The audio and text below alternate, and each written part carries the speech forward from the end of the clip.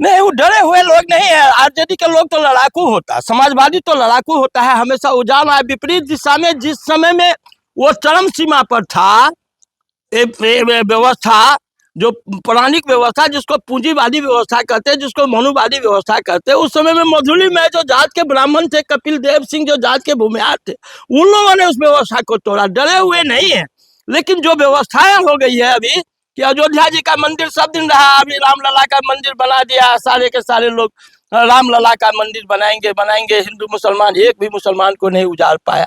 तो चूंकि हम लोग बहुरूपिये के हाथ में चले गए।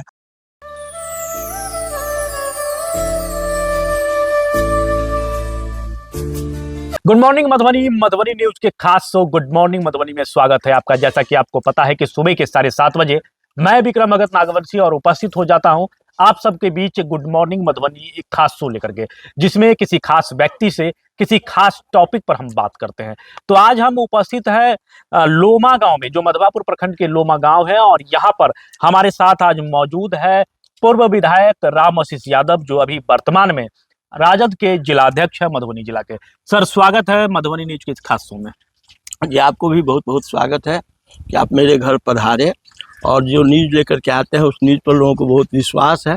उस विश्वास को मजबूत बनाए रखिएगा, ये हमारी शुभकामनाएं हैं। और जी सर, हम आज चर्चा करेंगे बिहार के बदलते राजनीतिक परिदृश्य पर। जिस तरह से नीतीश जी राज्यसभा जा रहे हैं, यहाँ पर चर्चाएं हो रही है कि बीजेपी का मुख्यमंत्री होगा, तो चर्चा ये भी होती है कि जदयू का मुख्यमंत्री होगा। तो कुल मिलाकर के कहा जाए तो बिहार में बदलाव की राजनीति आने वाले समय में देखने को मिलेगा। आप क्या सोचते हैं इस पर? बिहार में सबसे पहले बदलाव की स्थिति 1967 में आया, जहाँ पर समाजवादियों की सरकार बनी और महामाया बाबू मुख्यमंत्री थे, और हमारे जननायक स्वर्गीय कर्पूरी ठाकुर जी उप मुख्यमंत्री के रूप में काम किया। उन्होंने नींव डाला डॉक्टर राम मनोहर लोहिया का। पहले पहल बिहार में ही समाजवादियों की सबसे पहले अलख जगाने का काम हुआ था। सरकार बनी थी, डॉक्टर लोहिया ने जो बातें कही थी उस समय में, लोगों को जो चेताया था समाजवादियों का कि तुम अनुकरण मत करो, और तब से लेकर के लगातार कई बार समाजवादियों की सरकार बनी।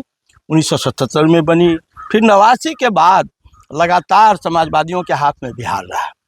और बिहार जो भगवान बुद्ध की धरती भी रही, इसी जगह श्रीमती जानकी जी का जन्म स्थान है, जहाँ पर श्री रामचंद्र जी आए, और यही फुलहर यहाँ से थोड़े ही दूरों पर है, वहाँ पर आकर के मिलन हुआ था। वहीं से उनको शक्तियाँ मिली थी, और वो शक्ति के बल पर वो गए थे, और अयोध्या से फिर जंगल में गए। तो ये जनक जननी सीता जी की धरती है, जो यहाँ की महिलाएं, उन्होंने साबित कर दिया कि हमारी जो संस्कृति है, सभ्यता है, हमारा पति धर्म है। पति धर्म को उन्होंने पालन किया था, वनवासी जिंदगी में भी उन्होंने साथ दिया था, उस धरती पर है।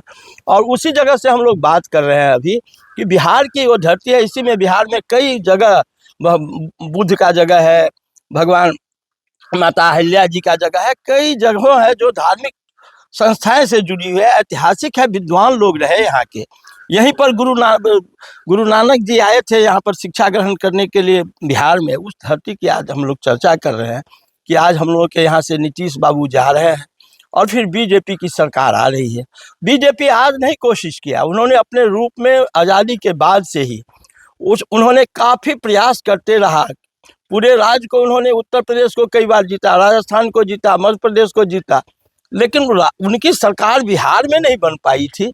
और अभी बनने की बात है तो मुझे तो लगता है कि समाजवादी अभी मरा नहीं है, क्योंकि डॉक्टर राम मनोहर लोहिया, जयप्रकाश जी भी यहीं से आंदोलन 77 का भी हुआ था, और आज भी जिंदा है समाजवादी।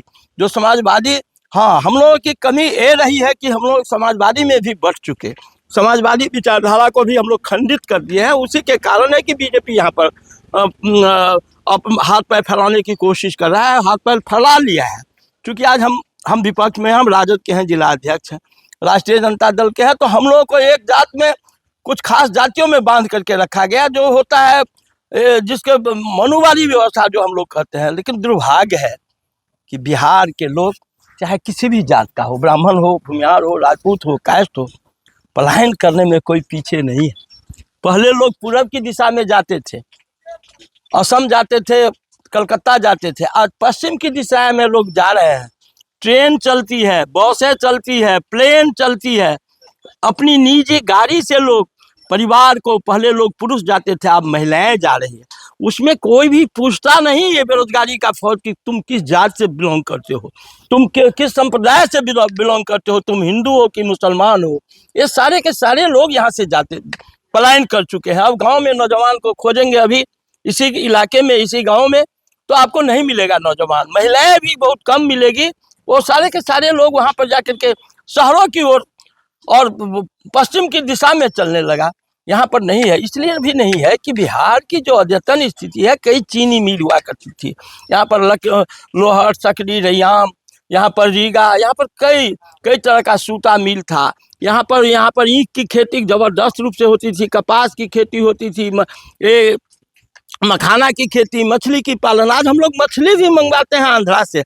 हम लोगों के पास कहता था मिथिला में कौन चीज़ का है सबसे बेसी प्रसिद्धि है, पान मखान, और वो पान मखान माछ, ये तीनों अब जैसे विलुप्त हो चुका है। 250 ग्राम 300 ग्राम लोगों को गरीबी के कारण लोग जमीन पोखरा से निकाल लेते हैं, जबकि पहले 5 किलो 7 किलो 10 किलो तो बड़ा बड़ा मछली होता था और साउंड होता था लोग। लेकिन अब गरीबी है तो गरीबी के कारण उसको जल्दी जल्दी करता है कि जो ही पैसा आ जाएगा।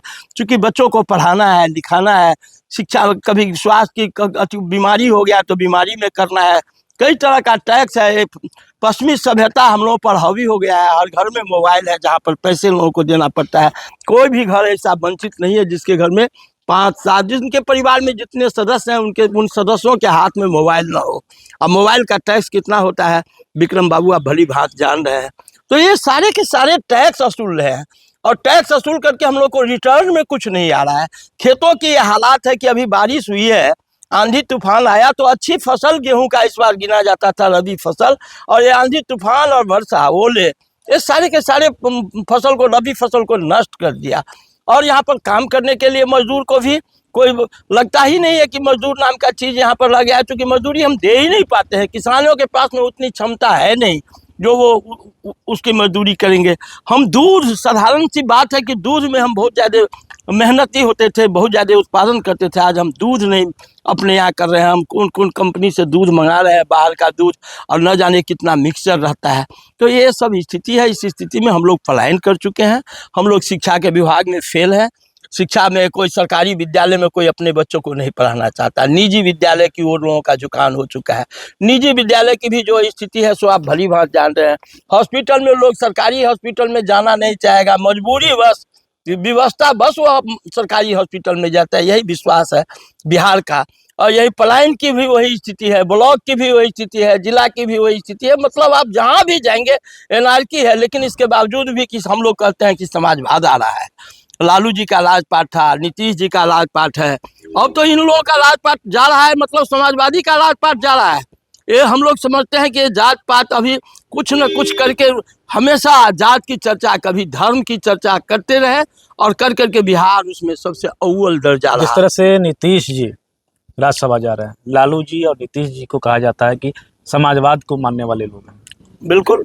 लेकिन खास करके कहा जाए तो आरजेडी के लोग, महागठबंधन के लोग इतने डरे हुए क्यों हैं कि बीजेपी अगर सत्ता में आ जाएगी, सीएम उसका हो जाएगा, तो क्या हो जाएगा बिहार में?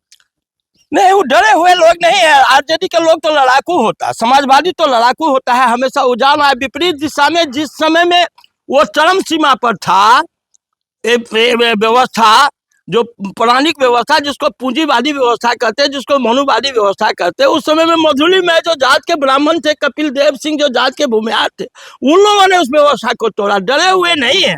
लेकिन जो व्यवस्थाएं हो गई है अभी कि अयोध्या जी का मंदिर सब दिन रहा, अभी रामलला का मंदिर बना दिया, सारे के सारे लोग रामलला का मंदिर बनाएंगे। हिंदू मुसलमान, एक भी मुसलमान को नहीं उजाड़ पाया। तो चूंकि हम लोग बहुरूपिये के हाथ में चले गए।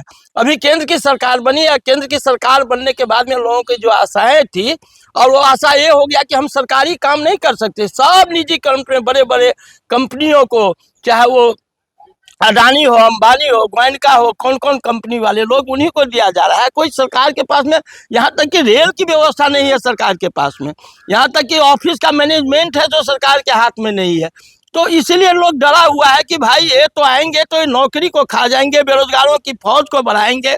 यहाँ पर स्वास्थ्य सेवा में नहीं कर पाते हैं, देख लिए हैं हम लोग। अभी तो 10-11 बरस मोदी जी 56 इंची के सीना वाले लोगों को देखा, और जो देख रहा है स्थिति अभी दिल्ली की स्थिति, अभी तो दिल्ली लोग जाते आते हैं, हम लोग भी जाते हैं, आप भी जाते होंगे, कि केजरीवाल जैसे लोग आए। इससे पहले कांग्रेस की हुकूमत थी, अभी आई है बीजेपी की सरकार। अब बीजेपी की सरकार में किस तरह की व्यवस्था है, कितने लूट खसोट हो रहे हैं।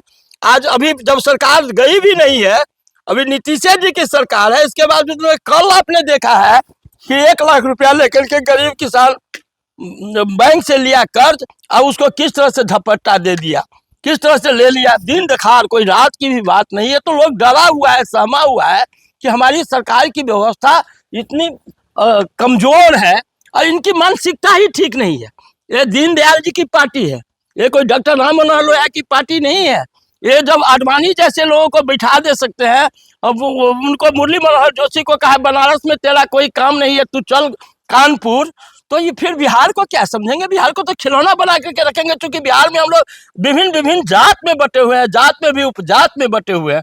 जब हम अपने कौज के लिए लड़ाई लड़ेंगे कि हमारा कौज है, बिहारी है, हम बिहार के लिए करेंगे, बिहार में हमारी शिक्षा व्यवस्था मजबूत हो, हमारा स्वास्थ्य व्यवस्था मजबूत हो, हमारा पलायन रुके, हमारे कल कारखाना खुले, यहाँ पर उद्योग धंधे हो, खेत खलिहान को मजबूत हो, खेतों में पैदावार बढ़े, खेत की नई नई जो टेक्नोलॉजी आ रही है, ये आ गया, AI का हम लोग को कुछ नहीं, ऑनलाइन से कोई सामान मंगाना अगर है तो ऑनलाइन की व्यवस्था तो जरूर है कि किसी दुकान से आप मंगा लेते हैं। बीजेपी वाले कहते हैं कि भाई इससे पहले तो लालू जी भी सत्ता में रहे थे, तो उन्होंने क्यों नहीं पलायन को रोका, उन्होंने क्यों कल कारखाने लगवाए, उन्होंने क्यों उन्नत खेती की तरफ आगे बढ़ा।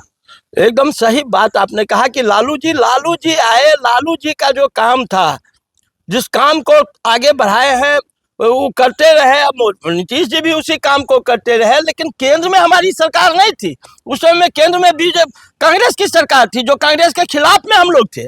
RJD वाले लोग, लालू जी उस समय में एकदम बिल्कुल खिलाफत में थे, तो केंद्र की सरकार नहीं आई। हमारे बिहार में जो भी काम हुआ है वो मुझे याद है, चूंकि मैं रेलवे बोर्ड में मेंबर था। तब श्री लालू प्रसाद यादव जी ने हमसे पूछा कि बिहार का लोग क्या कर रहा है। हमने कहा कि बिहार के लोग कह रहा है कि नीतीश जी काम कर रहे हैं। कहता है ना, मैं बना करके नहीं बोल रहा हूँ। दोबारा फिर पूछे तो कहा कि हाँ, वो कहता है कि अब क्या कहता है लोग। हम कहे हाँ, विकास पुरुष है, विकास कर रहे हैं। तो फिर बड़ा अरे ठीक है, कर रहा है, बिहार का विकास कर रहा है ना, मेरा ही है ना, मैं नहीं कर पाया, नीतीश जी कर रहे हैं, मैं बना करके नहीं बोल रहा हूँ इस बात को। और तीसरी बार जब पूछे वो कि अब क्या करा लो, हम कहता है झोड़ा लेकर के आता है, बोरा भर करके जाता है। तो जो भी काम हुआ, जिस समय में आप जितनी रोड देख रहे हैं, सड़कें देख रहे हैं, रघुवंश बाबू चल बसे, उनका देन है कि सारे के सारे पैसा को डंप किया। कांग्रेस के मनमोहन बाबू थे उस समय में वित्त मंत्री, और वो सारे के सारे लोग उस समय में, आज जिस समय में प्रधानमंत्री हुए तो वो पैसा पंप किया। जिस पैसे को आप देख रहे हैं कि बड़ी बड़ी सड़कें NH के नाम पर बिहार में बहुत सारे पर जाल बिछ गया। उसमें लालू जी को शिक्षा के क्षेत्र में जो भवन बना, जहाँ पर भवन बनाने की बात है, शिक्षा मंत्री उस समय में शिक्षा राज्य मंत्री थे फातमी जी। संजोग से 10-11 मंत्री थे भारत में जो बिहार के लोग थे, और सारे के सारे लोग अपने जल संसाधन में, वो जो भी विभाग में ये लोग थे, राष्ट्रीय जनता दल के लोग, हमारे विपक्ष के लोग, वो चाहे रामविलास पासवान जी, सारे के सारे लोग लेकर के पैसे लेकर के आए थे, और वो पैसे डंप किया, उससे विकास हुआ। अब बताइए तो 10 के बाद में कितनी विकास हुई है?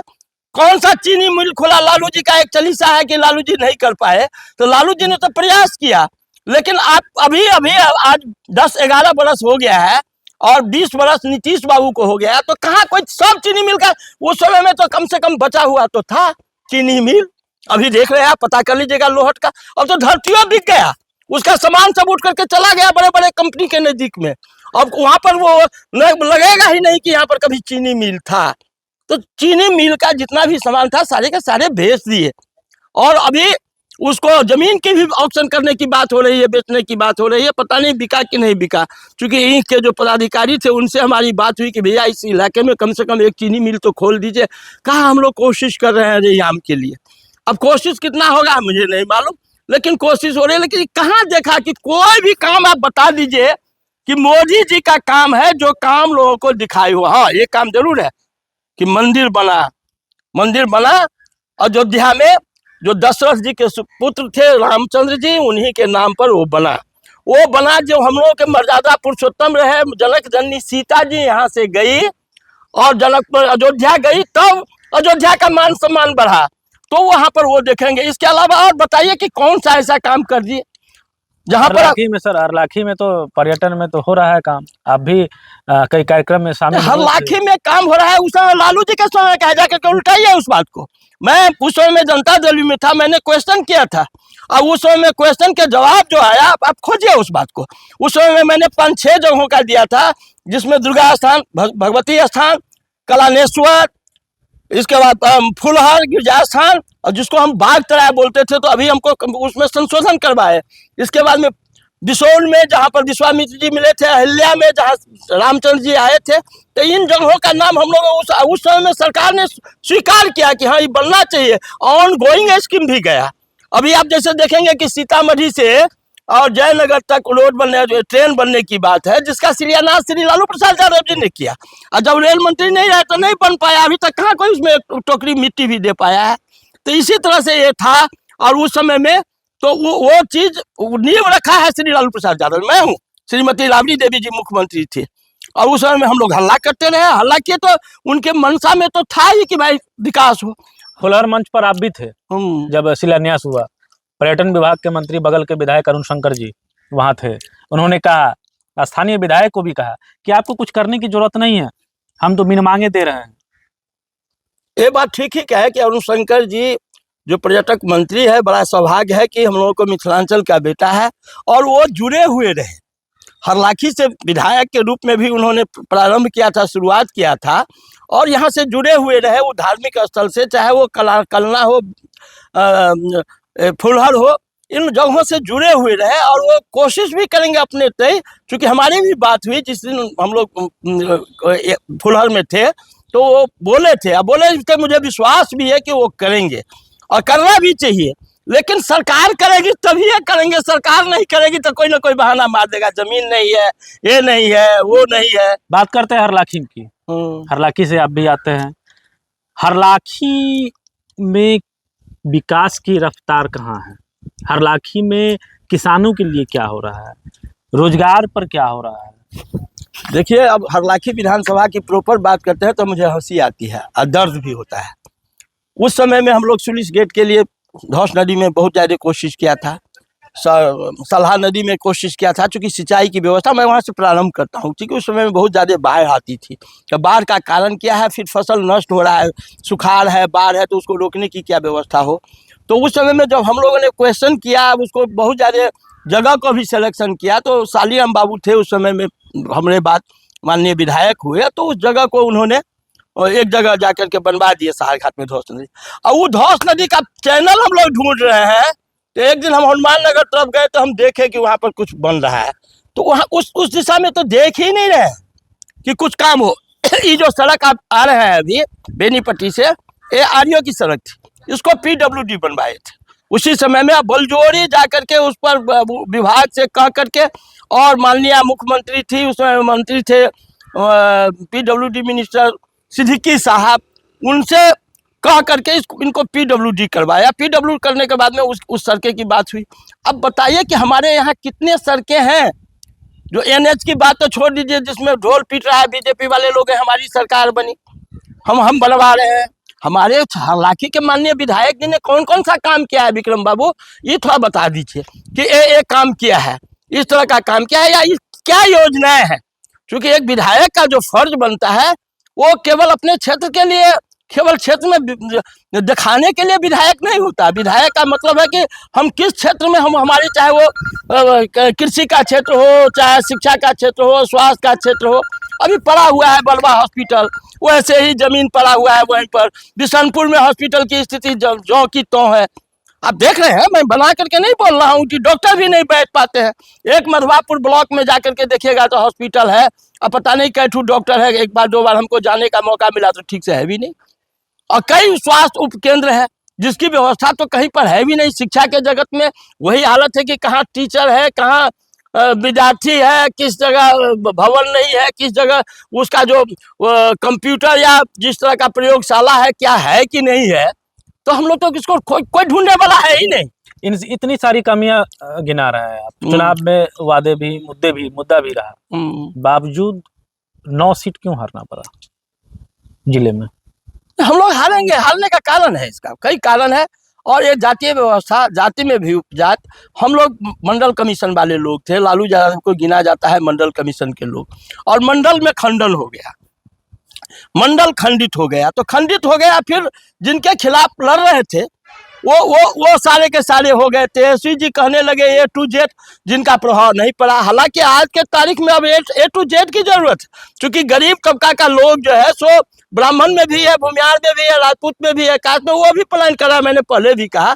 तो हम लोग को नहीं चला, तो जातीय आधार पर वोट हुआ, न कि यहाँ पर जो वोट हुआ है कोई विकास के नाम पर, कोई विचार के नाम पर। बिहार का चुनाव हुआ है, जाति आधारित हुआ है चुनाव, ये कोई विकास आधारित या विचार आधारित नहीं हुआ है। चलिए, बहुत बहुत धन्यवाद रामाशीष जी, आपने समय दिया मधुबनी न्यूज के लिए। तो ये थे रामाशीष यादव, पूर्व विधायक और राजद के जिला अध्यक्ष भी है।